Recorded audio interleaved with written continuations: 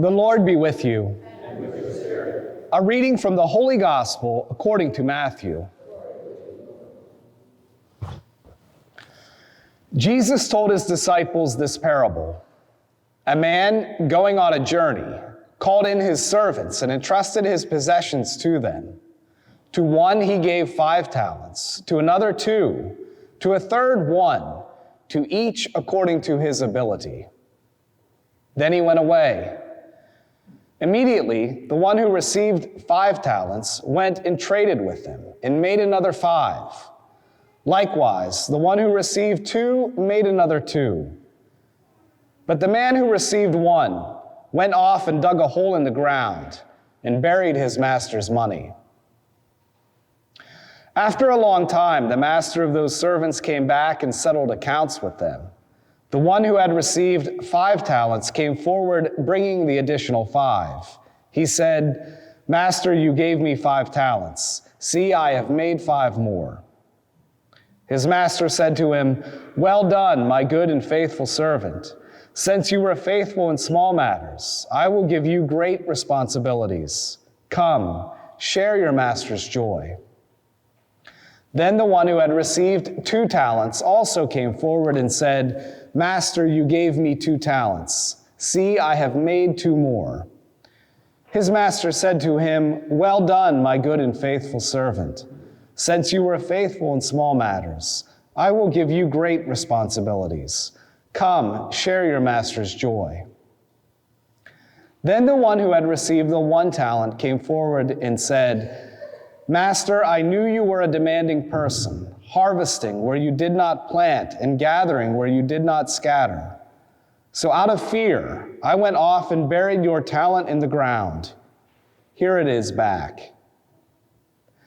His master said to him in reply, "You wicked, lazy servant. So you knew that I harvest where I did not plant and gather where I did not scatter? Should you not then have put my money in the bank so that I could have got it back with interest on my return? Now then, take the talent from him and give it to the one with 10. For to everyone who has, more will be given and he will grow rich. But from the one who has not, even what he has will be taken away. And throw this useless servant into the darkness outside, where there will be wailing and grinding of teeth." The Gospel of the Lord.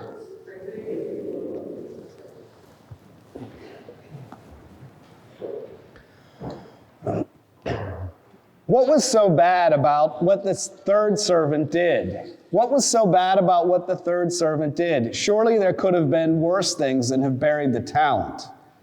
He acted out of fear. One might say, even out of an abundance of caution. He knew his master to be a demanding person.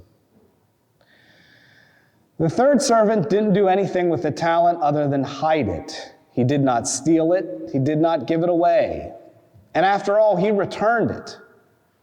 Was the master in the parable all the worse off then? His position hadn't changed that much, but nonetheless, the servant was sent off wailing. What was so wrong about what this third servant did? After all, he returned the talent. He had not harmed him directly. In fact, he did quite little. He didn't really seem to do anything wrong. The third servant is the classic Christian underachiever, someone failing to live up to his or her potential.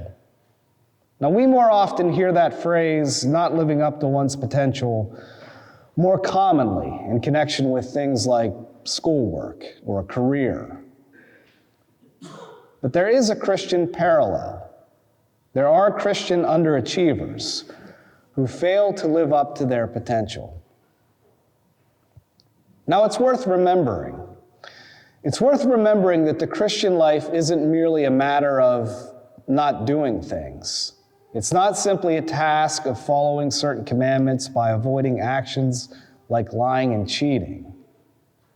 Looking back to the earliest days, way back to the earliest writings we have that describe the Mass, something called the Didache, that dates to 90 AD. Looking back at the earliest days, after the greeting, the Mass always begins how? By asking for forgiveness, a practice we continue today. And what do we say? I confess in what I have done and in what I have failed to do. That's the message of this parable. God expects more from us than mere avoidance. Now, the master called this servant lazy, and because he is lazy, he is wicked. The reference here is to the vice of sloth, and sloth is always ranked among the capital vices.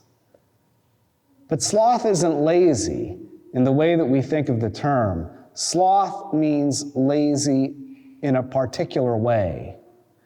Sloth is weariness toward doing the good.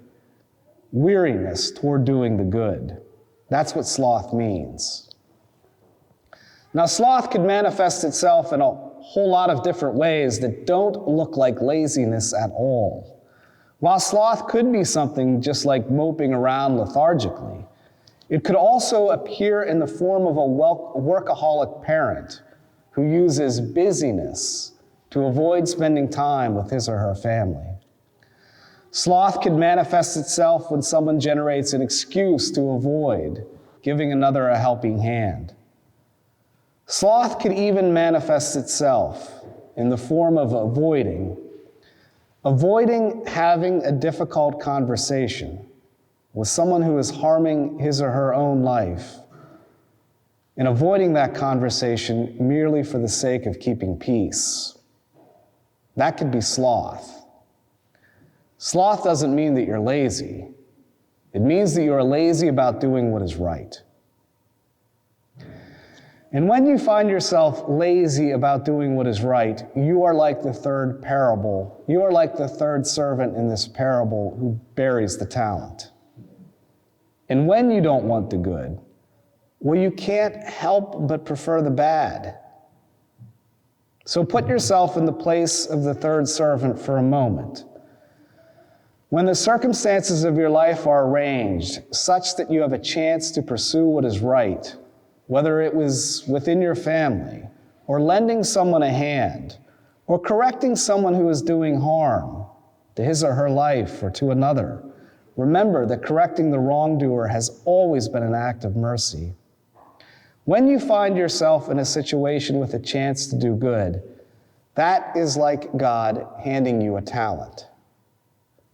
When you say to yourself, well, someone else will take care of this, or I just don't have the patience to get involved, or I just want to keep the peace. Well, chances are you are burying that talent by passing up an opportunity that God has handed and placed before you.